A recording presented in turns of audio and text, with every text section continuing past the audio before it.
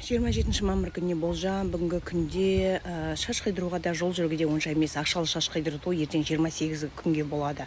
Бүгінгі күнде барыс, жылқы, ит жылы туылғандарға бүгін атша шапқылау, жол жүресіздер, бір орында отырғызбайтын энергия болады. Либо осы айда туылсаңыздар, февраль, июнь, октябрь айында туылсаңыздар, атша шапқылайсыздар, жол жүресіздер, мүмкін осындай бір мәселелер шығады.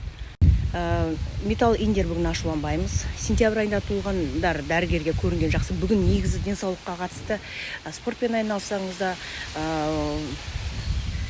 қалай айтсақ екен, денсаулыққа қатысты не жасасаңыз да барлық белгілерге денсаулыққа жақсы әсерін етеді дейді. Әсіресе сентябрь айында туылғандарға 2 еселенеді.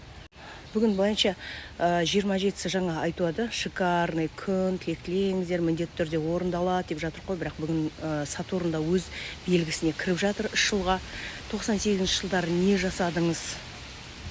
Сол нәрсені бір үтір болып, осын бір аяқтамай кетті ма, осы бір арман болып кетті деген кішкентай бір ой ғана келсе, сол нәрсе қайталануы мүмкін, сол нәрсені қайталап жасауыңыз мүмкін. Бүгін қой жылы туылғандар, шілде айында туылғандар әдемісіздер, зат сатуға жақсы, бойдақ болсаңыздар, танысыңыздар. Негізі бүгінгі күн қой мен мешіндерге тілектілеңіздер, міндетті түрде орындалады, бірақ өздеріңізді грубо ұстамаңыздар деп айтады ғой. Енді майдың энергиясы бітіп жатыр, июньде қойларға сәтті ай.